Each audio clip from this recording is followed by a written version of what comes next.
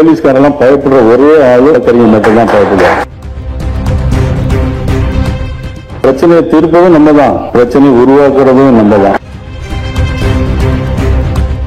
பாரதிய ஜனதா கட்சி தொண்டர் ஒருத்தர் கூட யாரும் அரெஸ்ட் பண்ண முடியாதுன்னு நம்பிக்கை வந்திருக்கிறது. சினிமா படங்கள்ல டைட்டில் போடும்போது முற்றிலும் மாறுபட்ட வேடத்தில் நடிக்கிறோம் அப்படின்னு சொல்லி போடுவாங்க. எனக்கு இது முற்றிலும் சம்பந்தம் இல்லாத துறை. எனக்கு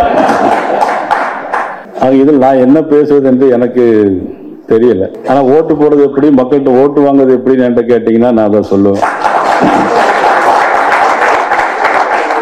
ஆனா இதெல்லாம் நீங்களாவே நீங்களாம் அறிஞர் பெருமக்கள், வழக்கு அறிஞர்கள், வழக்குரைஞர்களா வழக்கறிஞர்களாங்கிறது அது வேற விஷயமாக இருந்தாலும் கூட, அதாவது வக்கீல் அப்படின்னு சொன்னாலே நீங்க போலீஸ்காரெல்லாம் பயப்படுற ஒரே ஆளு வழக்கறிஞர் மட்டும்தான் பயப்படுவாங்க. 4 வக்கீல் போய் சேர்ந்து உங்க முன்னாலே இன்ஸ்பெக்டர் எல்லாம் அவங்களுடைய தைரியம் எல்லாம் போயிடும். எதுக்கு பிரச்சனை அப்படிம்பாங்க.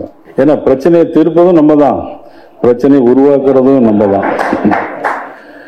நம்ம டாக்டர் எல் முருகன் அவர்கள் சொன்னதை போல இவ்வளவு பேர் இருக்கிறீர்கள், எனக்கு உண்மையிலேயே பார்த்து இவ்வளவு பேர் இருக்கிறார்களா என்று நான் உண்மையிலே எனக்கு ரொம்ப பார்த்தவொடனே ரொம்ப சந்தோஷமா இருக்கும். ஒண்ணு, நம்ம கட்சிக்கு இதெல்லாம் மிகப்பெரிய அசட் நீங்கள்லாம். ஆனா அந்த மாதிரி ஒரு சூழ்நிலையில டாக்டர் எல் முருகன் அவர்கள் பேசியது போல எனக்கு இன்னைக்கு நம்பிக்கை வந்திருக்கிறது. இனிமேல் பாரதிய ஜனதா கட்சி தொண்டர் ஒருத்தர் கூட யாரும் அரெஸ்ட் பண்ண முடியாதுன்னு நம்பிக்கை வந்திருக்கிறது. ஏன்னா இவ்வளவு பேர் நீங்க இருக்கும்போது நிச்சயமா நான் தான் திருமதி வானதி சீனிவாசன் சொன்னேன், இது நம்ம கோர்ட்டு மட்டுமா மதுரை ஹைகோர்ட்டும் சேர்த்து அப்படின்னு கேட்டேன். அவங்க அதுக்கு விளக்கத்தை சொன்னார்கள். ஆனால் திரு பால் கனகராஜ் வணங்காமொழி நான் கேட்பது, இனிமேல் தனியாக ஒரு கூட்டம் போட்டு, ஏன்னா திமுக பாத்தீங்கன்னா இன்னைக்கு ரொம்ப ஸ்ட்ராங்கா இருக்காங்க. எது எடுத்தாலும் ஒரு டிபேட்ல போய் பேசுறாங்க. ஆளுங்க பேர்னு ஒரு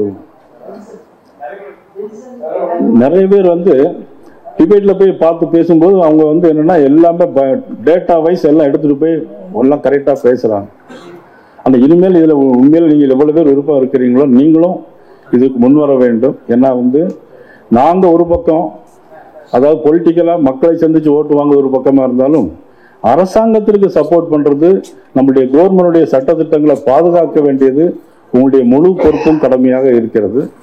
அதில் நீங்கள் ஒரு முழுமையாக இருந்து தைரியம், வக்கீல்னு சொன்னாலே அது ஒரு ஆடை இல்லாத மனிதன் அறைய மனிதன் போல, இது வக்கீல் படிச்சிருந்தா அது ஒரு தைரியம், தனக்கு ஒரு மிக சக்தியான தைரியம் கூட, எதையும் செய்ய முடியும், சாதிக்க முடியும். உதாரணத்துக்குன்னா புரட்சித்தில் எம்ஜிஆர் முதலமைச்சராக இருக்கும்போது அன்னைக்கு எங்க ஊர் எங்க மண்ணை சேர்ந்த ஐயா PH பாண்டியன் அவர்கள் சபாநாயகராக இருந்தாங்க. 10 அமைச்சரை சட்டன இடத்துல நீக்கினாங்க. தைரியம், சட்டத்தை அவர் படிச்சிருந்தனால தைரியமா அந்த 10 அமைச்சர்களை நீக்கி உத்தரவு போட்டார். எம்ஜிஆரே யோசிச்சாரு, இவர் தைரியமா பண்ணார். காரணம் வக்கீல் படிச்சிருந்தனால. வானளவையே அதிகாரம் சொன்னார். எனக்கு அதாவது சட்டமன்றம் பெரிதா நீதிமன்றம் பெரிதாங்கிற அளவுக்கு சேலஞ்ச் பண்ணார். அதே மாதிரி உங்கள் ஒவ்வொருவருடைய இருக்க திறமையை நீங்க சேலஞ்ச் பண்ணணும். யாராக இருந்தாலும் உங்க எடுக்கக்கூடிய துறையில இப்ப ஸ்டாண்டிங் பல்வேறு டிபார்ட்மெண்ட்கள் இருக்கும். ஒவ்வொரு டிபார்ட்மெண்ட்லயும் என்ன பிரச்சனைகள் இருக்குங்கிறத அந்த டிபார்ட்மெண்ட் தயவுசெய்து விட்டுறக்கூடாது. ஒருத்தர் கோர்ட்டுக்கு போகலன்னா கூட இன்னொருத்தர் அதை நம்ம அது பார்க்கணும். என்ன நம்ம ஆள் இல்லாம அந்த இடத்துல போயிடக்கூடாது.